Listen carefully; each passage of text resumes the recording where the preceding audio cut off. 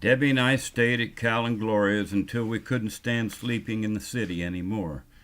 Debbie got a job waiting tables in a restaurant that Gloria cooked in, a wonderful health food restaurant owned by a Chinese woman. We found a campground 25 miles west of Nashville and made camp for the summer and the fall. Thank God for that old truck. It kept us dry and warm for the whole time. When it rains in Tennessee, the whole sky lights up and puts on quite a show. Brian and I went to work choosing songs of mine to put into the first album. We all decided to call it Born to Be a Rambler. I was singing all over Music Row for open mic nights and had created quite a stir at the Hall of Fame Hotel. I was beginning to create interest from record people and publishing companies. We were so broke I couldn't hardly buy a drink. Nobody got paid for singing in Nashville. Everyone said I would have to get a day job doing something other than singing in order to stay. No way was I ever going to do that. I would never walk away from my gift. I left and drove to Springfield, Illinois in Debbie's old Volkswagen and made some money singing at a couple of clubs Dave landed for me. Debbie stayed in Nashville and drove the Scallywag back and forth to work.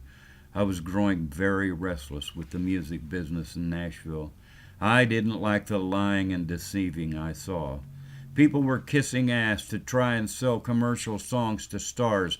The music was not being written from the heart about things happening in their lives. Instead, they wrote hooks and lines that were catchy to sell to the record executives. My songs were from my soul, and people told me they weren't commercial.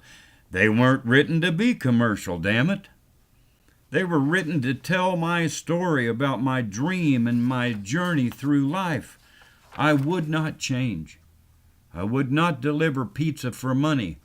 I was a professional entertainer and I belonged on stage, not trying to write a hit song for Alabama. I was not happy. Debbie knew it and didn't know how to bring me out of my depression I was in. Brian had the songs chosen by now for the album, and all I needed was the $3,000 to rent a studio and pay his musician friends to play on it. Where was I going to find $3,000?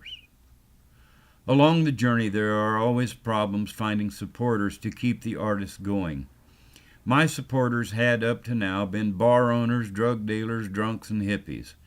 I knew a customer in Nags Head, North Carolina, that had told me time and again that he could help me at any time, and all I had to do was call if I needed money. I didn't know what else to do. I didn't know where this man got his money, but he told me not to worry.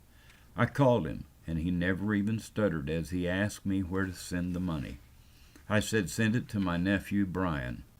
He did, and we rented a studio in a publishing company on 16th Avenue. A publishing company was right up the street from the Hall of Fame building, the same place Dolly Parton had washed her face in the fountain when she got off the bus with her guitar many years before. I had washed my face there too. A man had built a publishing empire in that little building. We rented the studio from his son John to record Born to Be a Rambler.